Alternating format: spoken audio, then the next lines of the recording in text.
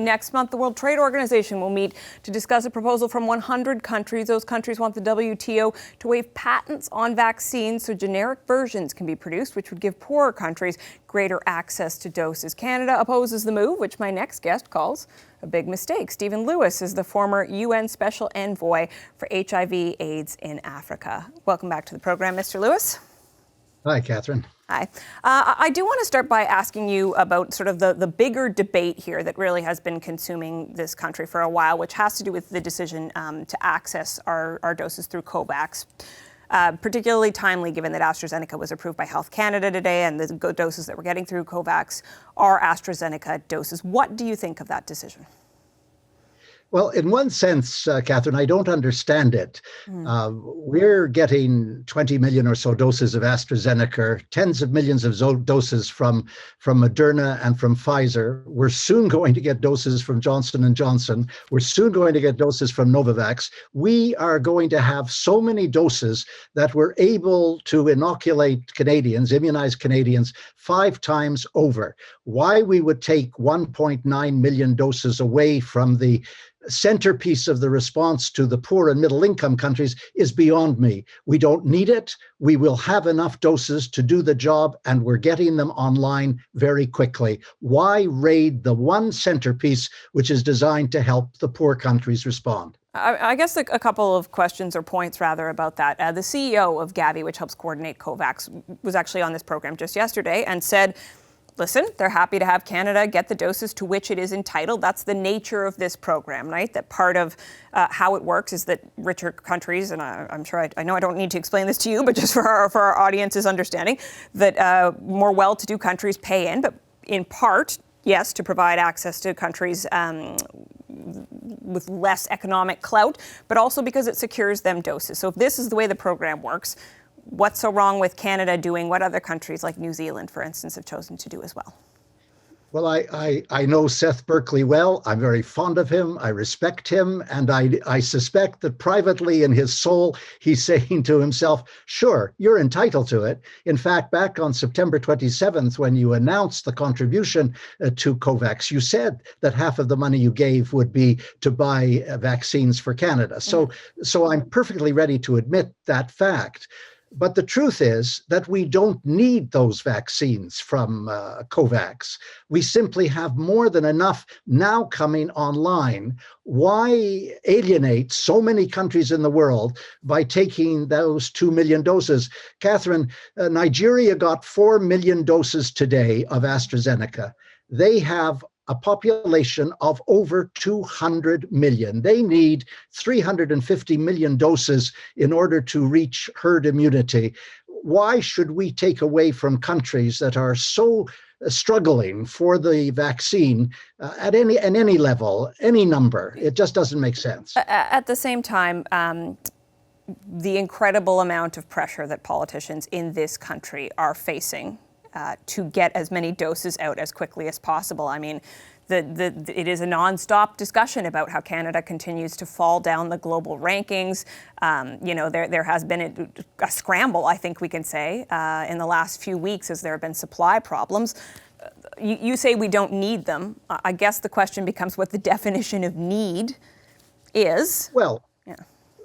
Right. But when you're getting tens of millions of doses from 3 major pharmaceutical companies now, with 2 other companies about to come online, tens of millions, which will amount to hundreds of millions, why do you want to take 1.9 million away from COVAX? Catherine, unless the 100 low-income and middle-income countries who are opposing Canada's position at the World Trade Organization, unless they get these vaccines in sufficient number, we will forever be at risk. The variants that are afflicting us now will suddenly emerge in various countries around the world and come back to haunt us. We should be facilitating their access to vaccines, not eroding the access. On that point then, Stephen Lewis, I do wonder, Canada has said that it will donate excess doses to other countries. It's also one of the primary contributors to COVAX financially. But I wonder what you think the right moment is for Canada to declare doses excess. When do you think Canada should be willing to donate, putting the COVAX doses aside, part of the current supply? Is it just after long-term care and frontline workers have been vaccinated? Is it the senior population? Is there a moment that you would say Canada needs to start sharing sooner rather than later?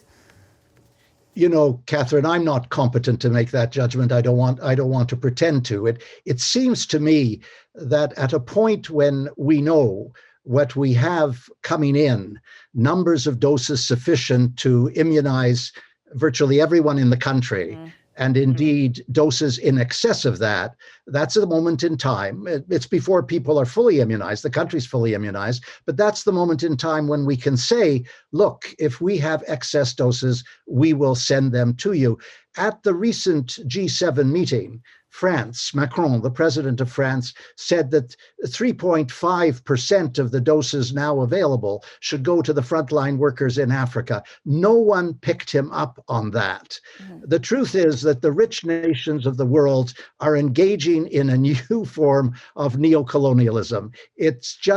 They're just totally reluctant to acknowledge the needs of the low-income and middle-income countries. It's quite extraordinary. It reminds me painfully of what happened in the AIDS pandemic, when in the late 90s and early 2000s, people were dying overwhelmingly of HIV and AIDS. And that was because the prices of the antiretroviral drugs were too high for the low-income countries to afford, even though those drugs were available to the rich industrial world. We don't want to repeat that pattern again. We only have about a minute left, Stephen Lewis, but we did start out this discussion by talking about patents. And I wonder, I think some of this at times can seem a bit technical. The issue of patents may not immediately seem pressing to Canadians, but essentially if you could give us your pitch for why Canada should be changing sides on that particular debate. Yeah, again, I don't want to seem to overdo it, but when you have over 100 countries in the world pleading with the wealthy countries to waive the patent rights of the pharmaceutical industry. Look how reasonable they're being, Catherine. They're saying, just waive them during the course of the pandemic. You can restore those patent rights when the pandemic is over. But in a struggle around global public health, then waive the patent rights now so that the drugs can be produced on a generic basis. The prices come way down, the distribution improves, and the world is thus saved. When we remove the patents on HIV and AIDS, Catherine, the prices dropped from $12,000 per person per year to $350 per person per year, and then down to $100 per person per year. It will make all the difference in the world, and I don't know why Canada should be on the wrong side of this issue historically. Okay. Stephen Lewis, grateful for your time today. Thank you for coming on the program.